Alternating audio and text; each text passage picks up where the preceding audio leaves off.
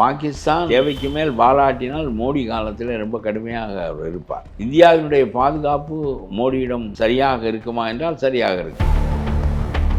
சாதாரண மக்கள் வாழுகின்ற பகுதியில் அவர்களை கொள்வார். இவர்களை கொன்று மக்களிடையே பதட்டத்தை ஏற்படுத்தினால் அரசு தத்தளிக்கும் என்று இவர்கள் கருதுகிறார்கள். இந்த அரசுக்கு தத்தளிப்பு உணர்ச்சியை ஏற்படுத்துவதற்கு மக்களையா கொள்வது?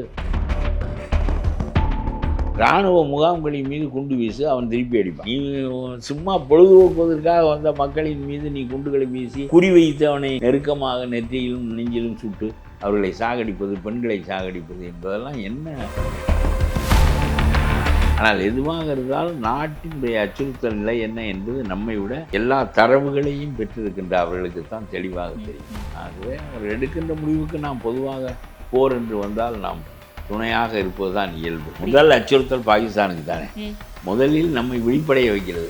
போர் வரப்போகிறது போல இருக்குது, என்ன நம்ம பாட்டுக்கு வந்து வெஞ்சனமெல்லாம் வாங்கி வச்சுக்கலையே, எல்லா காரியமும் காய்கறியெல்லாம் வாங்கி வச்சுக்கலையே, என்ன உளுந்து இல்லையே, இது வாங்கி வச்சுக்கிட்டா தேவையில்லையோ, கிடைக்காதோ என்றெல்லாம் மக்கள் அவரவர் கோணத்தில் சிந்திப்பார்கள். எனக்கு நான் பங்கு போகணுமா, மெயின்டெனன்ஸா, இஎம்ஐயா இல்லை பார்க்கிங் தான் பிரச்சனையா? Oscar is always on right track. That is why fast track taxi அப்போ உடனே டவுன்லோட் பண்ணுங்க. அடிக்கடி சிறுநீர் கழித்தலால் அவதிப்படுகிறீர்களா? தீவிர பசியா? உடல் எடை குறைந்து கொண்டே இருக்கிறதா? ஆயுட்கால நிவாரணம் டாக்டர் ஸ்ரீவர்மா பிசிஆர் மெஹனில் சூரணம். சம்மர் ஹாலிடேஸ் வந்தாச்சு, நம்ம ஜிடி ஹாலிடேஸும் வந்தாச்சு. GT holidays, south India's number 1 travel brand. Red நூல் நேயர்களுக்கு வணக்கம். இன்றைய சிறப்பு நேர்காணலில் தமிழ்நாடு தன்னுரிமை கழகத்தினுடைய தலைவர் திரு பழகருப்பையா இருக்காரு. வாங்க பேசலாம். வணக்கம் சார். போர் வரப்போறதா அப்படிங்கிறத கடந்த 2 வாரமாகவே நம்ம பார்த்துட்ருக்கோம். பஹல்காமில் தாக்குதல் நடந்ததில் இருந்து இன்னைக்கு வரைக்குமே பாகிஸ்தானுக்கும் இந்தியாவுக்கும் போர் வருமா அப்படின்ட்டு உலக நாடுகள் எல்லாமே உற்று நோக்கிட்டு இருக்காங்க. அந்த வகையில் அந்த போர்க்கால பாதுகாப்பு ஒத்திகையை நாளை முதல் மேற்கொள்ளணும் அப்படின்னு சொல்லிட்டு மத்திய அரசு சொல்லியிருக்காங்க. அதுவும் இந்தியா முழுக்க அனைத்து மாநிலங்களிலும். இதை எப்படி புரிஞ்சுக்கலாம்? போருக்கான ஒரு முன்னோடியாக புரிஞ்சுக்கலாம். ஆனால் கொஞ்சம் இது மிகையாக இருக்கிறதோ என்று எனக்கு கூட தோன்றினாலும் பாகிஸ்தான் தேவைக்கு மேல் வாலாட்டினால் மோடி காலத்தில் ரொம்ப கடுமையாக அவர் இருப்பார். அவருடைய இயல்பே அப்படி கடுமையாக எல்லாவற்றிலும் நடந்து கொள்ளக்கூடியவர் அவர். அதனாலே இந்தியாவினுடைய பாதுகாப்பு மோடியிடம் சரியாக இருக்குமா என்றால் சரியாக இருக்கும். அதில் எல்லாம் ஒன்றும் இன்னும் சொன்னால் ரொம்ப கடுமையாக எவ்வி அடிப்பார். அது அவருடைய இயல்பிலேயே இருக்கிறது. அவர் பல காலம் சண்டைகளில் இரத்த சிந்தல்கள் எல்லாவற்றிலும் பழக்கப்பட்டு வந்தவர் தான். ஆனால் 27 பேர் கொல்லப்பட்டு விட்டார்கள் என்பதற்கு ஆசாத் காஷ்மீரில் அவர்களுக்கு பயிற்சி அளிக்கப்படுகிறது என்பது ஒரு பக்கம் காரணம் இருந்தாலும், ஒருவேளை பாரதிய ஜனதாவினுடைய அகண்ட பாரத கொள்கையை நிறைவேற்ற ஆசாத் காஷ்மீரத்தை இணைக்க இந்த போர் பயன்படுத்தப்படுமா என்பதும் எனக்கு தெரியாது. ஆனால் போர் மட்டும்தான் பயன்படுத்தப்படுமான்னு கேட்குறீங்க? இந்த போர் பயன்படுமா என்று எனக்கு தெரியவில்லை. ஆனால் ஒன்று சொல்லுகின்றேன், அந்த பயங்கரவாதிகள் ஒடுக்கப்பட வேண்டும். ஒரு 4 பேர் சேர்ந்து செய்த இந்த செயல் ஊடுருவி பார்த்து வலையை வீசி அவர்களை பிடித்து விடுவது என்பது நடக்கக்கூடியது தான். ஏனென்றால் ஆசாத் காஷ்மீருக்குள்ளே எல்லா இடத்திலும் போய் துறாவுகிறார்கள் நம்முடைய இராணுவத்தினர். அதெல்லாம் ஒரு பக்கம் இருக்கட்டும். ஆனால் போர் வருகின்ற அளவிற்கு போர் ஒத்திகை நடவடிக்கைகள் மேற்கொள்ளப்படுவதற்கு காரணம் மக்களை கொஞ்சம் ஒரு அரசு நடக்கிறது, ஒரு பெரிய காரியம் நடக்கப் போகிறது என்பதற்கான ஒரு தயாரிப்பாக இருக்கக்கூடும். போர் வரும் என்று இன்னமும் நான் நினைக்கவில்லை. போர் ஒத்திகை நடப்பதன் மூலம் மக்களையும் இந்த அரசு ஒன்றும் படுத்து தூங்கவில்லை என்று ஒரு எண்ணத்தை ஏற்படுத்துவதற்காக கூட இருக்கலாம். ஆனால் ஒன்று சொல்லுகிறேன், இது 1971 போர் காலத்திலேயே நடந்தது பாகிஸ்தானோடு. இந்த பகுதியிலெல்லாம் எல்லா ஜன்னல்களையும் அடையுங்கள், எல்லா கதவுகளையும் அடையுங்கள், வெளிச்சம் வெளியே வரக்கூடாது. ஒன்று விளக்குகளை அமர்த்தி விடுங்கள், அல்லது எல்லா கதவுகளையும் அடைத்து விடுங்கள், வெளிச்சம் வெளியே தெரியக்கூடாது. எங்கேயும் வெளிச்சம், தெருவிளக்குகள்லாம் அந்த நேரத்திலையும் இந்தியா முழுக்கவும் நடந்துச்சு. இந்தியா முழுவதும் நடந்தது. இந்தியா முழுவதும் நடந்தது. போரே நடந்தது அப்போது. அதனாலே தமிழ்நாடு வரையிலும் நடந்தது. ஏனென்றால் வெளிச்சம் தெரிந்தால் குண்டு வீசுவதற்கு எளிது. விமானங்கள் எதை குறிவைத்து, இருட்டில் குறிவைத்து எப்படி குண்டு வீச முடியும்? வெளிச்சம் இருந்தால் ஊர் இருக்கிறது. என்ன விமானத்தில் நாம் போகிற போது வெளிச்சம் குத்தாக குண்டூசியாக தெரிகின்ற போது அடையடே இங்கே ஒரு ஊரை கடந்து கொண்டிருக்கிறோம் என்று நாம் உணர்வது இல்லையா? அது மாதிரி தான் அது. ஆகவே வெளிச்சத்தை தவிர்த்தால் அடையாளம் தெரியாது அவனுக்கு இருட்டிலே. ம். பகலிலே அவன் வந்தால் நம்முடைய ஆட்கள் அடித்து விடுவார்கள், குறிவித்து அடித்து விடுவார்கள். இரவிலே வருவான். ஆகவே சங்குகள் ஊதப்படுகின்ற போது நீங்கள் உடனே கதவுகளை சாத்திக் கொள்வீர்கள், வெளிச்சம் வராமல் பாதுகாத்துக் கொள்வீர்கள் என்று சொன்னால், எல்லா வேலைகளையும் விட்டு இந்த வேலையை மெனக்கிட்டு செய்கிறீர்கள் என்று சொன்னால் நீங்களும் இந்த நாட்டினுடைய பாதுகாப்பில் பங்கு கொள்ளுகிறீர்கள் என்பது பொருள்.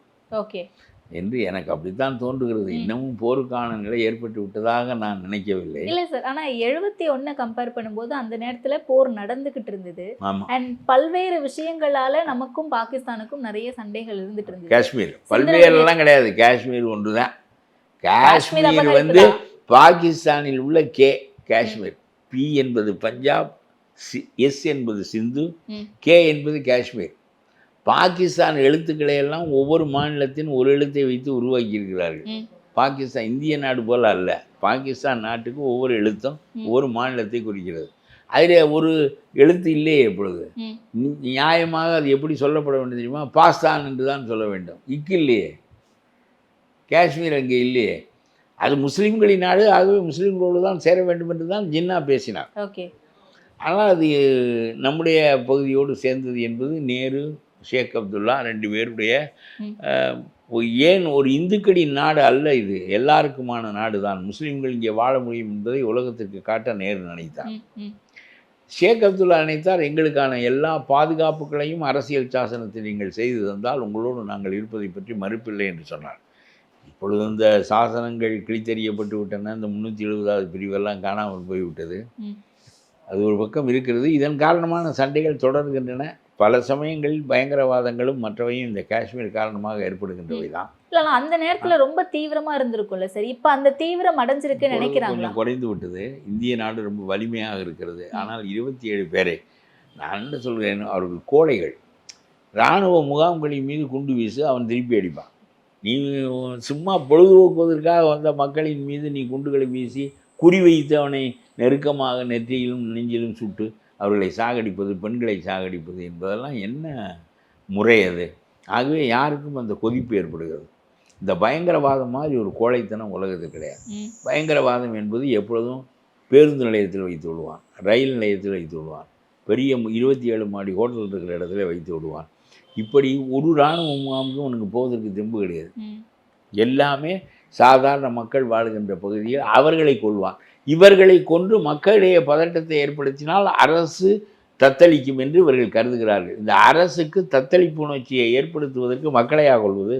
ஓகே, அதுவே அது சரியில்லை. ஆனால் இந்த வேலையை பாகிஸ்தான் செய்தது என்பதை பாகிஸ்தானை ஒப்புக்கொண்டு பயங்கரவாதத்திற்கு பெரிய அளவுக்கு பயங்கரவாதத்தால் அழிந்து போன நாடு பாகிஸ்தான் என்று அதனுடைய இராணுவ மந்திரியே பேசியிருக்கிறார் கொஞ்ச நாளைக்கு முன்பு. ஆகவே அது நல்ல முறை இல்லை. இதற்காக சண்டை ஏற்படுமா என்று எனக்கு தெரியாது. சிந்து நதியை நிறுத்தி வைத்திருக்கிறார்கள். சிந்து நதியை நிறுத்தியதற்கே ஏகப்பட்ட பேச்சு பேசப்பட்டது.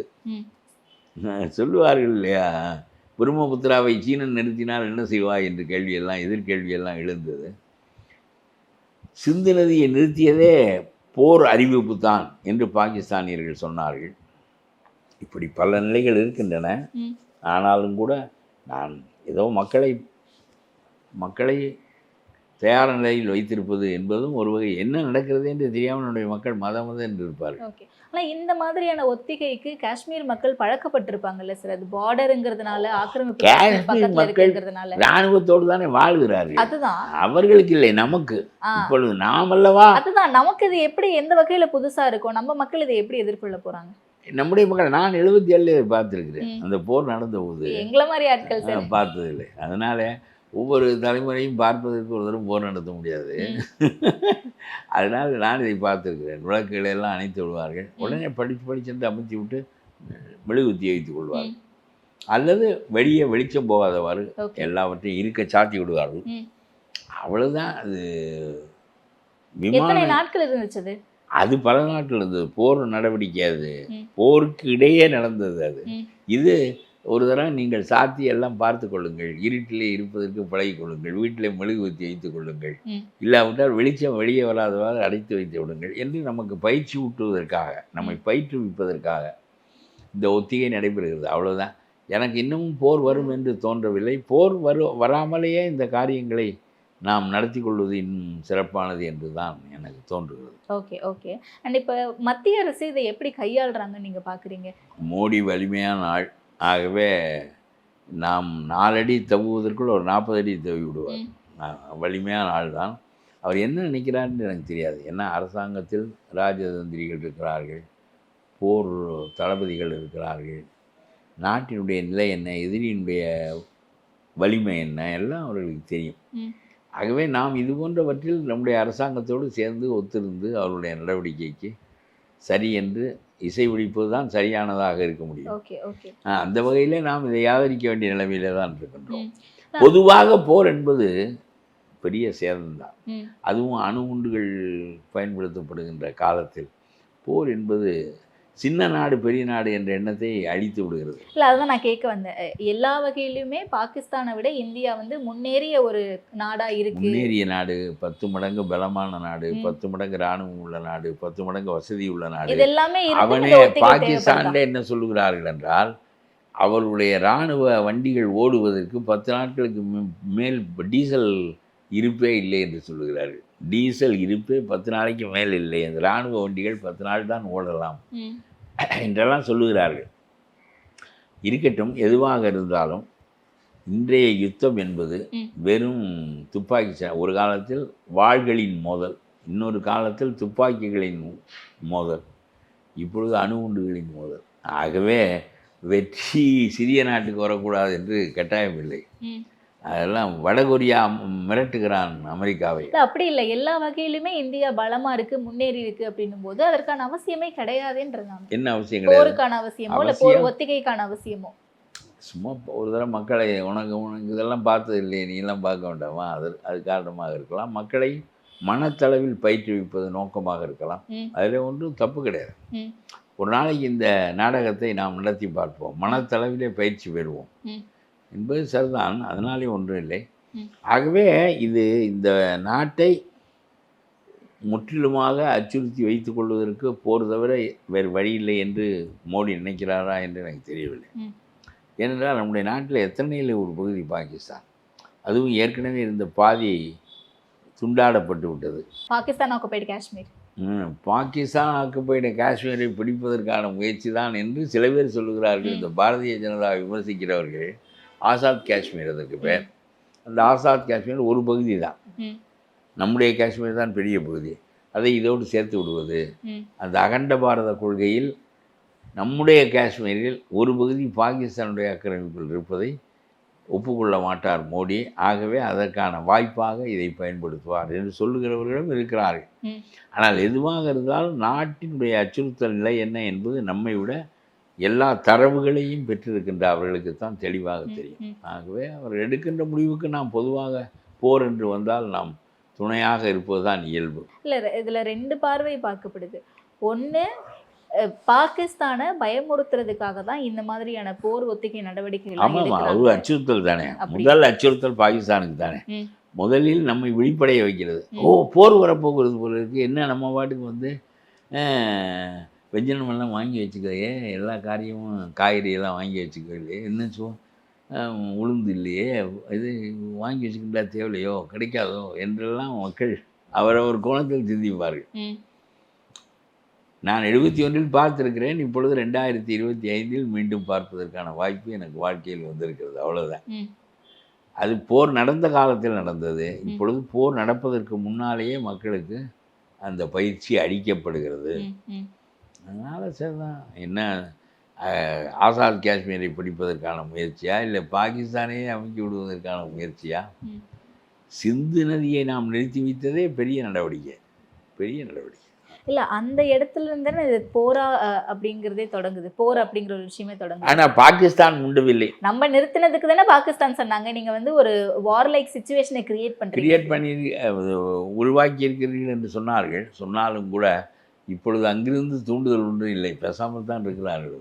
ஓகே. அண்ட் இந்தியா வந்து எடுக்கக்கூடிய நடவடிக்கைகள் எல்லாமே சரியானதாக தான் இருக்குது. சரியானதா சரியில்லையா என்றெல்லாம் பேச்சில்லை. ஒரு நாடு என்று வந்து விட்டால் அரசு நாட்டை பாதுகாப்பதற்காக எடுக்கின்ற எல்லா முயற்சிகளுக்கும் நாம் ஆதரவாக இருக்க கடமைப்பட்டவர்கள். அவ்வளோதான். எனக்கு நான் பங்கு போகணுமா, மெயின்டெனன்ஸா, இஎம்ஐயா இல்லை பார்க்கிங் தான் பிரச்சனையா? Oscar is always on right track. That is why fast track taxi அப்போ உடனே டவுன்லோட் பண்ணுங்க. அடிக்கடி சிறுநீர் கழித்தலால் அவதிப்படுகிறீர்களா? தீவிர பசியா? உடல் எடை குறைந்து கொண்டே இருக்கிறதா? ஆயுட்கால நிவாரணம். டாக்டர் ஸ்ரீவர்மா PCR, மெஹனில் சூரணம். சம்மர் ஹாலிடேஸ் வந்தாச்சு, நம்ம GT ஹாலிடேஸும் வந்தாச்சு. GT holidays, south India's number 1 travel brand.